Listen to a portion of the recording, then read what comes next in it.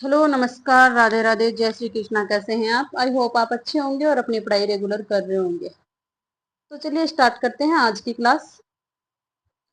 आज का हमारा पहला क्वेश्चन है, खजुराहो स्मारक कहाँ स्थित है? जो खजुराहो स्मारक है वो कहाँ स्थित है? ये आपके ऑप्शंस हैं। Option A Bihar, option B Madhya Pradesh, option C Gujarat, option D Karnataka. तो जो खजुराहो स्मारक है वो आपके मध्य प्रदेश में स्थित है। ठीक है। अगला क्वेश्चन है, स्टेनलेस स्टील है, मतलब ये जो स्टेनलेस स्टील है ये क्या है? ये यौगिक है या फिर एक मिश्रण है, एक तत्व है या मिश्र धातु है? तो जो स्टेनलेस स्टील होती है वो एक मिश्र धातु होती है। ठीक है। अगला क्वेश्चन है, एक चलती हुई लिफ्ट में किसी व्यक्ति के भार में क्या परिवर्तन होता है? अगर लिफ्ट चल रही है तो उसमें एक व्यक्ति के भार में क्या परिवर्तन होता है? तो आपके ऑप्शंस हैं। ऑप्शन ए बढ़ेगा, ऑप्शन बी कम होगा, ऑप्शन सी वृद्धि या कमी हो सकती है और ऑप्शन डी वजन नहीं बदलेगा। यानी अगर लिफ्ट चल रही है तो उसमें व्यक्ति के वजन पर क्या प्रभाव पड़ेगा? तो अगर लिफ्ट ऊपर की ओर जा रही है, लिफ्ट ऊपर की ओर जा रही है तो व्यक्ति के वजन है वो उससे अधिक लगेगा, वजन है वो अधिक लगेगा व्यक्ति को। अगर लिफ्ट नीचे की ओर आ रही है तो वजन कम लगेगा, वजन है वो कम लगेगा। ठीक है। और अगर लिफ्ट अचानक से नीचे गिरती है, लिफ्ट अचानक से नीचे गिरती है तो उसका जो वजन है लिफ्ट का और जो व्यक्ति का वजन है वो शून्य हो जाएगा। ठीक है, क्योंकि गुरुत्वाकर्षण बल है वो दोनों पर लगता है। तो आपका आंसर होगा वृद्धि या कमी दोनों हो सकती है। यानी अगर इसने ये नहीं बताया है कि लिफ्ट ऊपर जा रही है या नीचे आ रही है, इसलिए इसका आंसर होगा ऑप्शन सी, वृद्धि या कमी दोनों हो सकते हैं। ठीक है। अगला क्वेश्चन है, राज्यसभा को सदन भी कहते हैं, मतलब राज्यसभा को कौन सा सदन भी कहते हैं? तो ये आपके ऑप्शंस हैं। ऑप्शन ए निम्न सदन, ऑप्शन बी उच्च सदन, ऑप्शन सी सीनियर सदन और ऑप्शन डी विधान परिषद। तो विधान परिषद का तो इसमें कोई रोल नहीं है। जो राज्यसभा है उसको बोलते हैं उच्च सदन, इसको बोलते हैं उच्च सदन। और जो लोकसभा है उसको बोलते हैं निम्न सदन, लोकसभा को बोलते हैं निम्न सदन, लोकसभा को। अगला क्वेश्चन है, स्टेचू ऑफ लिबर्टी कहाँ है? स्टेचू ऑफ लिबर्टी है वो कहाँ है, ये बताना आपको। स्टेचू ऑफ लिबर्टी कहाँ है? तो आपके ऑप्शंस हैं। ऑप्शन ए पेरिस में, ऑप्शन बी वाशिंगटन में, ऑप्शन सी जेनेवा में और ऑप्शन डी है आपके न्यूयॉर्क में। तो आपको बताना है जो स्टेचू ऑफ लिबर्टी है वो कहाँ स्थित है। तो स्टेचू ऑफ लिबर्टी है ये आपके न्यूयॉर्क, सॉरी, ये आपके न्यूयॉर्क में है। ठीक है। अगला क्वेश्चन है, निम्न में से अरब सागर में गिरती है, यानी ये जो नदियां हैं इनमें से कौन सी नदी है वो अरब सागर में, सॉरी ये थोड़ा मिस्टेक हो गया, नहीं गिरती है आएगा, नहीं गिरती है अरब सागर में, नहीं गिरती है। एक नदी कौन सी है जो अरब सागर में नहीं गिरती है? आपके ऑप्शन हैं। ऑप्शन ए नर्मदा नदी, ऑप्शन बी ताप्ती नदी, ऑप्शन सी पेरियार नदी और ऑप्शन डी है महानदी। तो कौन सी नदी है जो अरब सागर में नहीं गिरती है ये बताना आपको। तो नर्मदा नदी है, ये तो अरब सागर में गिरती है। ताप्ती नदी है, ये भी अरब सागर में गिरती है। पेरियार नदी है, ये भी अरब सागर में गिरती है, लेकिन महानदी है ये अरब सागर में नहीं गिरती। ये आपके बंगाल की खाड़ी में गिरती है। ठीक है। अगला क्वेश्चन है, अवरक्त किरणें होती हैं, अवरक्त किरणें वो होती हैं, ये आपके ऑप्शंस हैं। अनुदैर्ध्य तरंग होती हैं, अनुप्रस्थ तरंग होती हैं, यांत्रिक तरंग होती हैं या फिर विद्युत चुंबकीय तरंग होती हैं। तो अवरक्त किरणें होती हैं वो आपके विद्युत चुंबकीय तरंगे होती हैं। अवरक्त किरणें हैं वो आपके विद्युत चुंबकीय तरंगे हैं वो होती हैं। अगला क्वेश्चन है, नासा का मुख्यालय कहाँ स्थित है? नासा का मुख्यालय वो है वो कहाँ स्थित है? तो ये आपके ऑप्शंस हैं। ऑप्शन ए यूरोप में, ऑप्शन बी वाशिंगटन में, ऑप्शन सी है बोस्टन में और ऑप्शन डी है जिनेवा में। तो जो नासा का मुख्यालय है वो वाशिंगटन में है। ठीक है। अगला क्वेश्चन है, भारत ब्रिटिश राजतंत्र के अधीन पूर्ण रूप से कब आ गया था? मतलब जो ब्रिटिश शासन है उसने अपना अधिकार भारत पर संपूर्ण रूप से कब कर लिया था, ये बताना आपको। तो ये आपके ऑप्शन हैं 1857, 1860, 1858 और 1856। तो भारत पर ब्रिटिश शासन का पूर्ण जो अधिकार है वो आपका 1858 में हो गया था, 1857 की क्रांति के बाद। ठीक है, अगला क्वेश्चन है एनजीटी का पूरा नाम क्या है? आपको एनजीटी की फुल फॉर्म बतानी है। ये आपके ऑप्शंस हैं। ऑप्शन ए है national geographic television, national green transport, national green trust और नेशनल ग्रीन ट्रिब्यूनल। तो जो एनजीटी है उसका पूरा नाम है नेशनल नेशनल ग्रीन ट्रिब्यूनल। अगला क्वेश्चन है सिंधु घाटी सभ्यता की महत्वपूर्ण विशेषता है। सिंधु घाटी सभ्यता की महत्वपूर्ण विशेषता है। इन विशेषताओं में से एक विशेषता महत्वपूर्ण है जो सिंधु घाटी सभ्यता की है।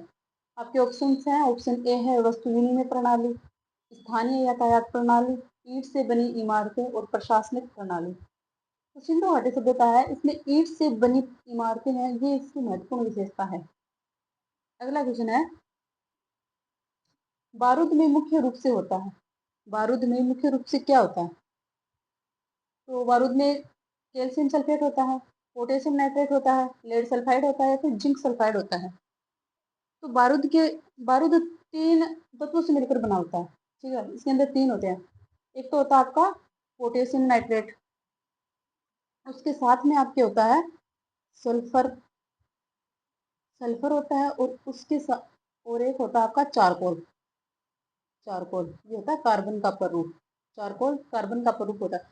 तो इन तीनों से मिलकर बारूद बनता है और जो पोटेशियम नाइट्रेट है ये मुख्य रूप से होता है बारूद में। अगला क्वेश्चन है यूरो किस देश की मुद्रा है? यूरो है वो किस देश की मुद्रा है? इनमें से बताना आपको। तो ये आपके ऑप्शंस हैं। Option A America, option B चीन, ऑप्शन सी यूनान और ऑप्शन डी है श्रीलंका। तो यूरो है, ये यूरोपीय संघ की मुद्रा है। यूरोपीय संघ की मुद्रा है। यूरोपीय संघ की मुद्रा है और यूरोपीय संघ में आपके 20 देश आते हैं। यूरोपीय संघ में 20 देश आते हैं। तो इनमें है जो यूनान है, इसकी जो मुद्रा है वो आपकी यूरो है। ठीक है, अगला क्वेश्चन है स्वराज पार्टी के संस्थापक थे। स्वराज पार्टी है उसके संस्थापक कौन थे? ये आपको बताना है। तो आपके ऑप्शंस हैं। ऑप्शन ए आपका है Jawaharlal Nehru, option B Motilal Nehru, option C Chittaranjan Das और ऑप्शन डी है बी और सी दोनों। तो स्वराज पार्टी की स्थापना है वो आपकी की गई थी 1 जनवरी 1923 को। 1923 को। और ये आपके मोतीलाल नेहरू और चित्तरंजन दास दोनों ने मिलकर की थी। तो इसके संस्थापक ये दोनों ही हैं। तो इसका आंसर होगा बी व सी दोनों।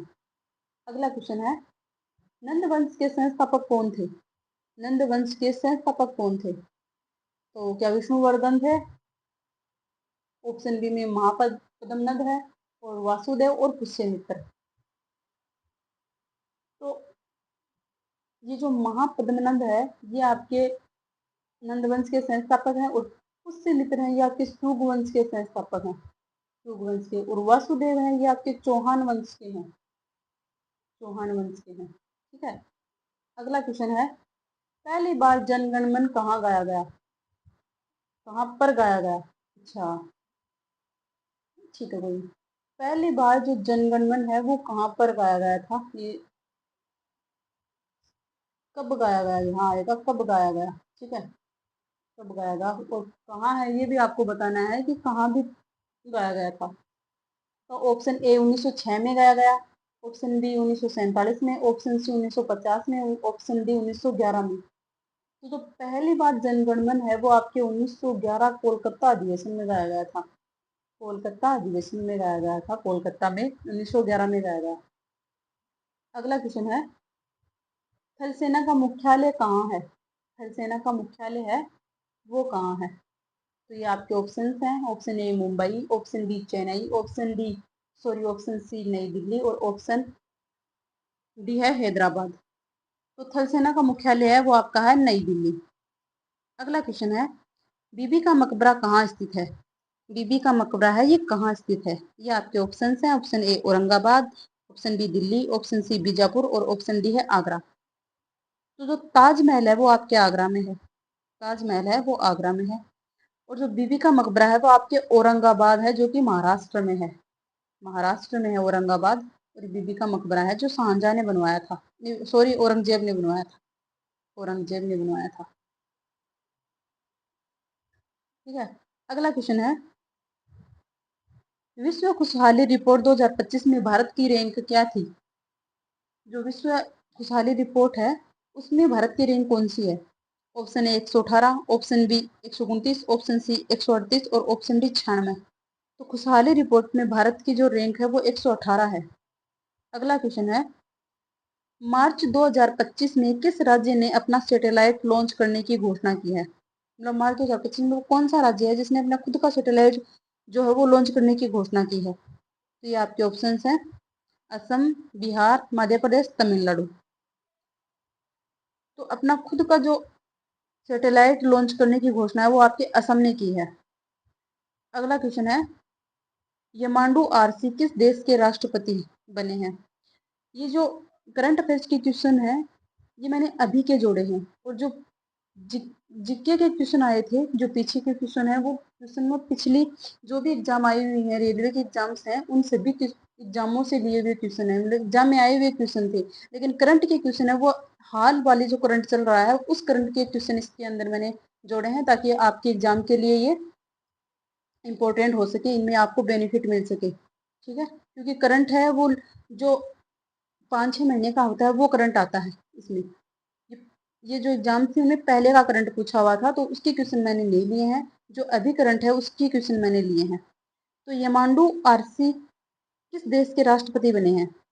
यमांडू आरसी हैं वो किस देश के राष्ट्रपति बने हैं? तो वो आपके ऑप्शंस हैं, बोल्विया, युगांडा, फ्रांस और उरुग्वे। तो यमांडू आरसी हैं वो आपके उरुग्वे के राष्ट्रपति बने हैं। अगला क्वेश्चन है, हाल ही में ऑस्ट्रेलियन ओपन 2025 का पुरुष एकल खिताब किसने जीता है?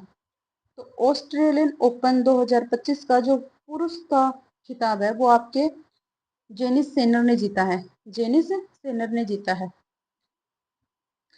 अगला क्वेश्चन है, 38वें राष्ट्रीय खेल 2025 का कहाँ आयोजित हुए थे? इनका आयोजन है वो कहाँ हुआ था 38वें राष्ट्रीय खेलों का?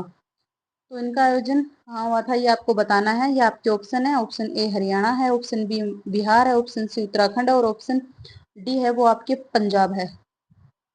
तो आपको बताना है कि इनका आयोजन है वो कहाँ हुआ था। तो उत्तराखंड में हुआ था। और जो फर्स्ट रैंक पर है वो आपके सर्विसेज थी। सर्विसेज थी, यानी सर्विसेज का मतलब ये है कि जो भी सर्विस में लगे हुए हैं खिलाड़ी हैं, जो स्पोर्ट्स से सर्विस में लगे हुए हैं या फिर वैसे जो सर्विस में लगे हुए खिलाड़ी हैं, वो जो नंबर 1 पे रहे थे उनकी जो फर्स्ट रैंक पे थे। सेकंड पे आपके हरियाणा था। अगला क्वेश्चन है, आईसीसी महिला अंडर 19 T20 वर्ल्ड कप 2025 का खिताब किसने जीता? महिला आईसीसी क्रिकेट की बात चल रही है यहाँ पे। तो आईसीसी महिला अंडर 19 T20 वर्ल्ड कप है, उसका खिताब है वो किसने जीता? ये आपके ऑप्शंस हैं, option A Sri Lanka, option B दक्षिण अफ्रीका, ऑप्शन सी भारत और ऑप्शन डी है बांग्लादेश। तो अंडर 19 T20 वर्ल्ड कप है वो आपके भारत ने जीता था महिला का। अगला क्वेश्चन है, हाल ही में मिसेज यूनिवर्स का खिताब किसने जीता है? हाल ही में मिसेज यूनिवर्स का खिताब है वो किसने जीता है? ये आपके ऑप्शन है, option A Harnaaz Sandhu, option B Angela Swami, option C Sussanne Khan और ऑप्शन डी है वीना परवीनर सिंह। तो 2025 का मिस यूनिवर्स खिताब 2025 का मिस यूनिवर्स खिताब है वो आपके एंजिला स्वामी ने जीता है, और ये राजस्थान के बीकानेर जिले की हैं। राजस्थान के बीकानेर जिले की हैं, बीकानेर जिले की हैं। तो आज की क्लास में इतना ही, मिलते हैं अगली क्लास में। तब तक के लिए जय हिंद, जय भारत। यूं ही बने रहें, आपका सपोर्ट और साथ हमारे साथ रखिए। जय हिंद, जय भारत।